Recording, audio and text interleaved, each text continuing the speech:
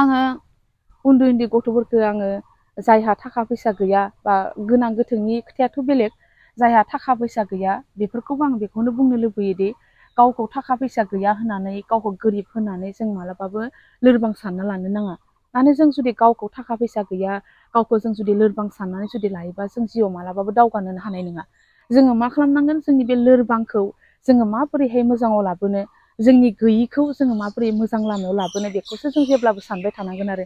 बेखायनो जिखिनि आखायाव थाखा फैसा दं बेजोंनो नों फरायनानै एडमिसन लानानै मालाबा लेखा बायनो हायाबाबो नों लोगोनिफ्राय लाथ'नाबो फरायनांगोन।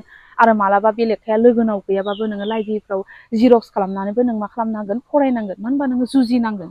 जुजिनाया जोंनि देरसिन मा जानांगोन, माने एकदम थांखि जानांगोन आरो। नों जिखुनु थासारियाव नों जुदि जुजिनो हायाबा जोङो मा खालामनो हानाय नङा, दावगानो हानाय नङा आरो। बेखायनो आंनि बायदिब्लाथ' गोसोआ बिराद गोख्रों जाग्रोनांगोन आरो। जोङो एसे एनै दुखु दाहाखौ जोङो साननानै जोङो लोरबां जायोबा, न'आव जिरायनानै थायोबा जोङो जोंनि थांखियाव माब्लाबाबो सौहैनो हानाय नङा। बेखायनो आङो उन्दै उन्दै जायफोर थाखा फैसा गैयि उन्दै उन्दै फंबाय बिनानावमोन, जाहाथे गोसोआव दुखु जानानै थायो, लोरबां जानानै थायो, आं बिथांमोनखौ आं बेखौनो खावलायनो लुगैयोदि मालायनि मोजां मोजां गाननाय जोमनाय, मालायनि गारि मथरखौ लानानै दुखु मालाबाबो जानो नाङा। बिसोरा मालाय थाखानाय बा दंखायो।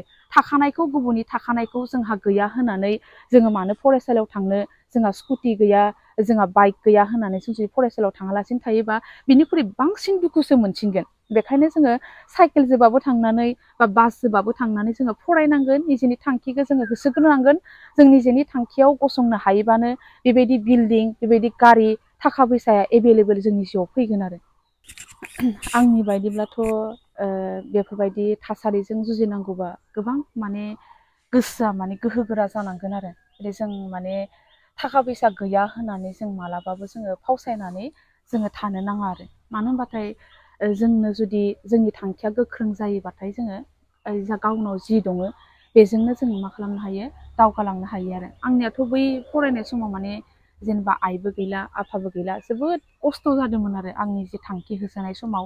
मानो होनबा गासैबो बिबानखौ आंनो बिमा, आंनो बिफा बा आंनो बिदा बा बिनानाव जानानै माने गावनो माने गासैबो बेसादखौ आंनो लाजोबनो गोनां जादोंमोन आरो। मानो होनबा सासे गथ'खौ जेरैबायदि मोजां खालामनो गोनां जायोबा बिमा बिफाया गोबां बिबान थायो।